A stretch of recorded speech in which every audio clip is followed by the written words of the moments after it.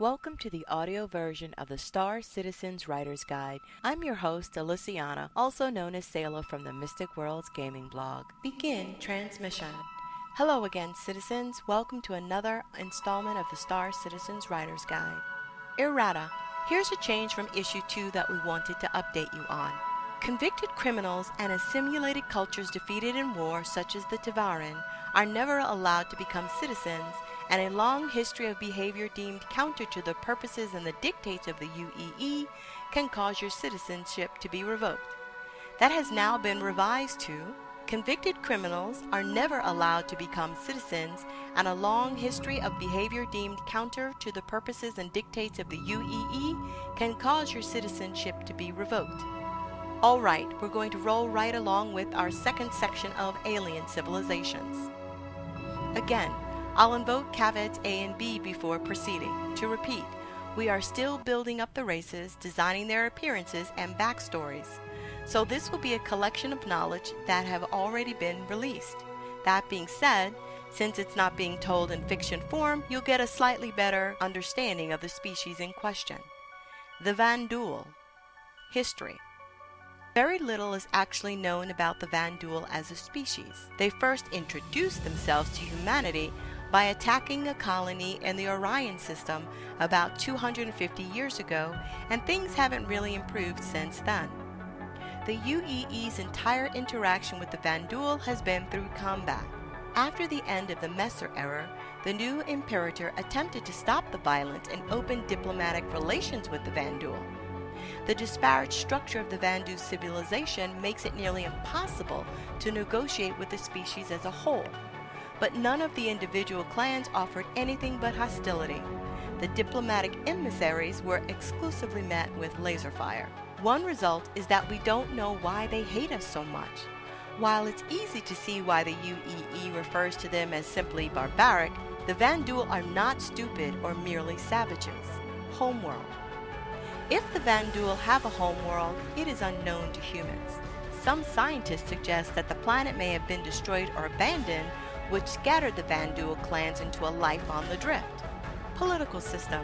Meritocracy. You are what you obtain. There is little to no communication between the different roaming clans. Each fleet operates as its own society, with its own independent set of rules, laws, and customs as decreed by the clan's chieftain. As such, it's probably impossible to make peace or establish diplomatic relationships with the Vanduul as a whole, since there is no cohesive civilization. Society. The Vanduul's family structure is also very distinct from humanity. There is one tradition that exists throughout all of the Vanduul. Once a child reaches adulthood, usually around the human equivalent of 13 or 14, they are banished from their family. Before they go, the parents will fashion a knife for the child. This knife will be the child's only possession as he or she sets out into adulthood. They will receive no money, housing, or support of any kind from their former family. Everything that the newly recognized adult achieves starts with the knife and grows from there. Therefore, there is no hereditary transfer of money or influence. You get nothing for being the child of a chieftain. You are judged by your own accomplishments, not who you were born to. Consequently, these knives are treasured possessions that they keep for the rest of their lives. While it is possible to legitimately gain one through personal combat, if the Vanduul discover that someone has obtained a knife through theft or sale, they will take it back in the most excruciating way possible. Diplomatic status. With humans, none. With Vanu, some clans trade with the Vanu planet states. Xi'an. While distance plays a factor, there are a lot of unfriendly systems between the Vanduul and Xi'an. Their limited contact has not been particularly fruitful. Some clans have established tentative trading relationships, but the majority of Vanduul regard the Xi'an as manipulators and cowards, while the Xi'an view the Vanduul as short-sighted barbaric thugs. Religion. Due to the cultural emphasis of self, the idea of a higher power aiding or affecting your life has never really caught on with the society. Therefore, the individual is held in high regard, so the closest thing to a Vanduul religion is the admiration of a specific person or what he or she was able to achieve. Their youth are educated in the lives of exemplary Vanduul of the past, specifically the choices they made and how they overcame their environment and distinguished themselves. Personality traits. From a purely anthropological perspective, the Vanduul behave like classic hunter-gatherers. They are a very insular species. They rarely interact with those outside of their clan, even other Vanduul. If you should find yourself engaged in conversation or trade with a Vanduul, they will be all business. They find engaging in pleasantries to be inefficient and insulting. In combat, the Vanduul are relentless and merciless. In a textbook raid, they will hit hard, fast, and never intentionally leave survivors. Over the decades, they've adapted their tactics as they've learned the purpose of human structures, so most clans will hit the common stations first, then target landing yards to minimize the potential resistance from the air before sweeping through on foot. Is it possible for a singular human to establish trade with the Vanduul? Yes. We haven't figured out the exact details yet, but it would be very difficult. The Tevarin. History. Humanity's first interstellar enemy and second. The UPE first established contact with a spacefaring civilization in 2541. While not as technologically advanced as us, the Tevarin were beginning to strike out into the universe. A proud martial society, the Tevarin wanted what we had and struck first. While the battlegrounds never threatened Earth or Terra, what the Tevarin lacked technologically, they more than made up for with strategic brilliance and endurance, causing the war to last over 4 years. The turning point was the infamous Battle of Idris IV, which introduced a young officer, Ivar Messer, to the populace of the UPE. After the Tevarin defeat, the UEE terraformed the Tevarin systems for human colonization. The remaining Tevarin were either absorbed into the UPE or fled to Banu or Xi'an systems. In 2603, a new Tevarin warlord, Korath Thal, emerged from the corners of the cosmos with a rebuilt Tevarin battle fleet and launched his first attack against the UPE systems. Their sole mission was to reclaim Elysium 4, their former homeworld. While it was a sympathetic cause that some humans could support, the UPE wasn't about to give up territory. This war lasted 7 years and touched almost every corner of the UPE. On August 2, 2610 Standard Earth Time, Korath Thal suffered a catastrophic defeat at the hands of Squadron 42 at the Battle of Centauri. With his fleet rapidly falling to either destruction or surrender, Korath Thal mustered his remaining loyal pilots to make a desperate charge for Elysium 4. Though they suffered an additional 70% casualty, his fleet finally reached the atmosphere of their old homeworld. Korath Thal and his pilots lowered their thermal shields and dove for the planet. With this second defeat, the spirit of the Tevarin race was irrevocably broken. The Imperator, Messer II, used the victory to cement his place as the ruler of the newly Christian United Empire of Earth.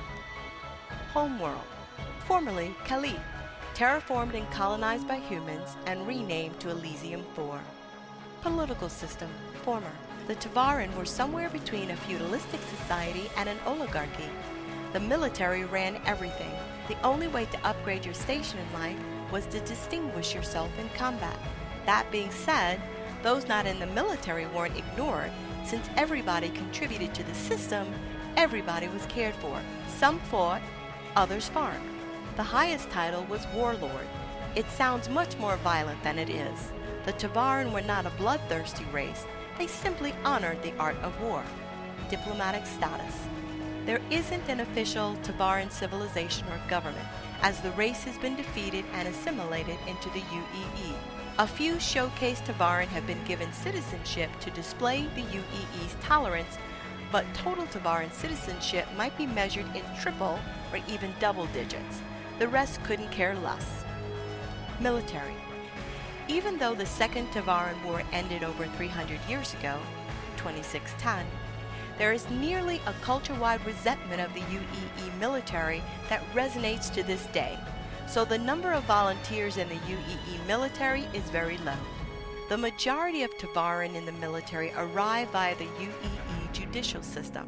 Certain Tevarin criminals are offered a choice: serve your time on the quarterdeck or do a mandated number of tours in the front line, being cannon fodder or the Dirty Dozen squad, usually patched together from Tevarin and human convicts. It's possible, though rare, for Tevarin to elevate in rank from these squads into more legitimate branches of the UEE military. Religion. Originally, the Tevarin followed Rijora, a warrior code similar to Banshido on ancient Earth. The Tevarin believed in honor, fealty, and duty above all else. Breaking their strict code meant excommunication, or even execution in certain circumstances. After their defeat in the First War and the loss of their homeworld, the code began to lose popularity. The Second Tevarin War was an attempt to reclaim Tevarin's previous glory. When it failed miserably, the last believers of the Rojora flung themselves toward Kali, burning up in the atmosphere and crashing into the planet. The rest abandoned their beliefs for good. This climatic period was known among the Tevarin as the Purge, during which time most of the Tevarin destroyed their codices, the only holy writ of the Rojora. Personality traits. There is a sadness and anger through most of the Tevarin, a melancholy that their species is on the decline. After their planet was lost, many Tevarin channeled their aggressive nature into addictions and violence. Tevarin mercs are noted for their ruthlessness and lack of fear. Gone are the honor-bound spiritual warriors of the old. The killers are all that remain. The average Tevarin finds little joy in life these days. When interacting with them, most humans find them to be terse and cynical. Writings for aliens. It's tough, especially at this point. We're in a zone of development where we're juggling all sorts of considerations to work out the gameplay, balance, and other mechanics. In short, we're still building and exploring this stuff for ourselves, so there isn't the usual list of hard, established facts for you to work from. We're hoping that you're getting enough information to start making educated guesses as to how we will handle the questions that you might have, but at the end of the day, it comes down to character. If you construct a believable character with thought-out motivations, clear needs, and backstory, the facts about the society become less important. Remember that no one person represents every facet of the culture they come from. End transmission. I hope you enjoyed this episode. Your comments and feedback are always welcome. Links to the actual writer's guide are included in the show notes. All music is courtesy of the Star Citizen's unofficial soundtrack, also in the show notes. This is Alyciana, signing off until next time.